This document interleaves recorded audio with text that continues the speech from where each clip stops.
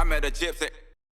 What was the biggest evolution in bikes, do you think? Was bikes. it when you got the M1 that was like the biggest change? For me, that was a huge change. Yeah. And then... Was that like the first best downhill bike ever, do you think? Or like what? Dude, what I rode it for like 3 seasons. Yeah. And then my next sponsor after that was Haro, and they had M1s as well. That's It was right. basically Yeah. M1 as Yeah, well, yeah, right? yeah. Just a different like seat tube or something like that. I mean, you can't... It's still, even to this day, you can't really go wrong with that 4-bar with a rocker, right? Like, yeah. how much has it really changed? I mean, tons of change on geometry. It's so much better. Yeah. So much. And the suspension, everything. I feel like our biggest strides on downhill bike side would be maybe in the last 10 years, right? 8 to 10 years. Like, I feel like that's when it really changed. And what was the biggest change? Like, what's the big breakthroughs? I mean, your easy one is wheel size, right? Yeah. So your wheel size, and then it kind of got goofy for a second just on geometry because they were still trying to figure it out. The wheels they didn't last. You didn't have enough tires. And then all those things, like with wheels and tires, that all caught up.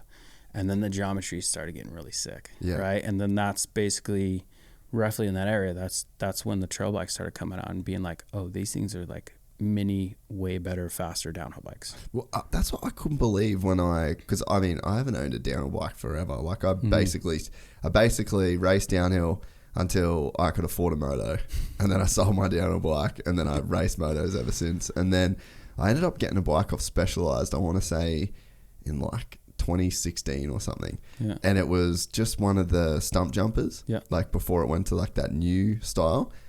I went riding, I was like, what the fuck?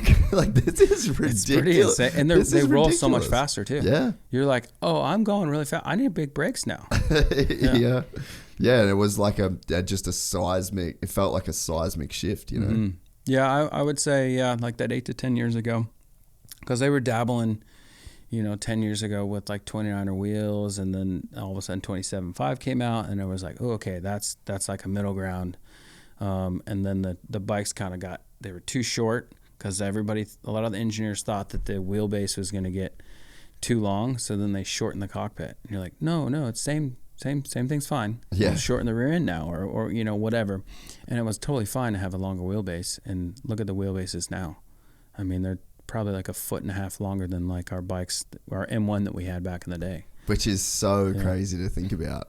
And just the level. I mean, I don't know how much you follow the World Cups these days. Oh, yeah. But, dude, I follow it. The level is insane. Yeah. Like, I honestly, I really want to go. I said I wanted to go to one this year. I didn't make it. But Which one do you want to go to? Which one would you want to go to first? Dude, I don't know. Like, I've been to Andorra. You have been in that one, okay. Oh no, like I've been to in the country and the town. Yeah, so I've like visited the place. I would go to that one. I was gonna say so we went to because Jack Miller lives there. Yeah, and so we were just chilling. We were driving from Le Mans to Barcelona basically, and then we stopped in Andorra. And I just saw those hills, and Jack's like, "Yeah, that's the start of the downhill track." And I went, "Fuck you, that's the start of the downhill track," because it was psycho. Yeah, like, I just couldn't believe just the steepness of the hill. And man, these days the speeds they're carrying too. Okay, so I raced. A lot of people don't know, but I raced World Cups for over a decade. Right, they had some like good results, whatever. But I took a lot of time off of it. Right, went more kind of like free ride, slope style, all that stuff. Came back. I went to Andorra 3 or 4, maybe 19 or 20. Yeah, maybe it was 19. And coached our junior like U.S. kids on commensals and so on. And dude, I was like, okay, yeah, like I raced this track, I'm like still in my head. I'm like, yeah, I could come back if I felt like it. And I'm walking the track with the juniors, and I think I saw Loic and Finn come down at the top, and I was like, that's the speed they're going. And I remember one of my juniors goes, see how fast they're going now? And I was like, yeah, but you guys could do that. And I was like, oh no.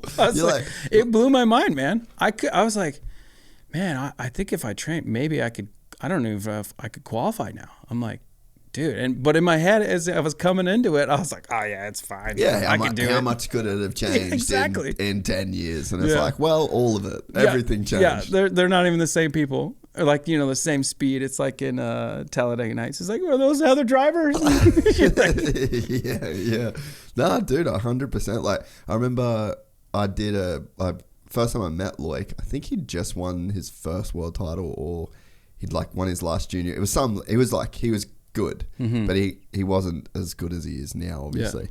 And I remember we were filming in just the trails in Temecula, like the downhill track there, and I had just never seen anything like it. Just that gap of when I quit riding mountain bikes to seeing that, and I was just like, what the actual fuck is going on right now? And I couldn't believe it. And it's not just one thing either, right? It's everything. What I mean? It's like a whole combination of like the fitness, the amount of time on the bike, the skills, like how connected they are. Like, dude, Loic is so connected with his bike in like his movements he does. I mean, obviously we had insane racers, right? Manar, Sam, Sam. You ever see that guy move?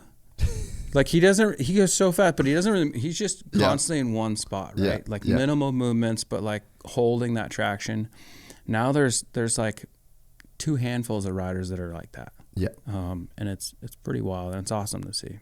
Yeah, you wouldn't think that sport had that much room to evolve. Like that's kind of a crazy thing. But I guess it's the same with everything, Like you look at moto now.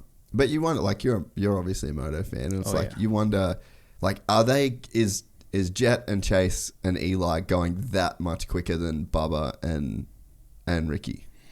Dude, I like, think about it all the time. It's hard to know. I want to know so bad, but what do you think? I don't know. I don't know. Like, there's no way possible to be able to get an accurate, like, okay, let's take Stewart from whatever year, or even Ricky. Yeah. Let's go 8. And like 05 or something for Ricky or something. Would it be 05? I don't know. I'm bad with dates. Yeah. And then let's stack them up this year. Yeah. Or beginning of this year. You know what I mean? Like, there's no way. Who knows? I don't know enough about moto to actually like visually see the differences. Like I can see like how they're riding and so on, but I don't know. It's sick to see, and especially from my side, it's like being such a fan. I'm like, oh no, he's got it for sure. Yeah. But you can have that conversation in moto. Yeah. Where you'd be like, dude, I don't know. Like, Ricky was a bad motherfucker. James was maybe the baddest. And then it's like, but Eli, Sexton, Jet, like, dude, gnarly. But in downhill, no. Like, it's so clear that year on year on year on year. It's wild how Manar can keep doing it, though. Like, evolving with not only the faster riders and the new riders coming up, but then the evolution of the bikes and what they're changing in the courses. I mean, a lot of the tracks are pretty similar. A lot of them are faster than they used to be because there's a lot of bike park added into those tracks. Yeah. Like the rest of the year it has a bike park or whatever. But before, a lot of those locations were just, like, hey, we're going to have a race here, the World Cup. And then they would have the trail that they used every year, or fresh track. But it's insane to see how like Menard just keeps going, and there's a couple other riders like that. But we're excited to announce the launch of our new membership site, GYPSYTales.com, packed with exclusive content and perks that you won't find anywhere else. This is your chance to become a part of the Gypsy Gang, and as a special bonus, if you sign up to an annual membership, you'll be entered into the draw to win our custom-built TC125 Gypsy Gang.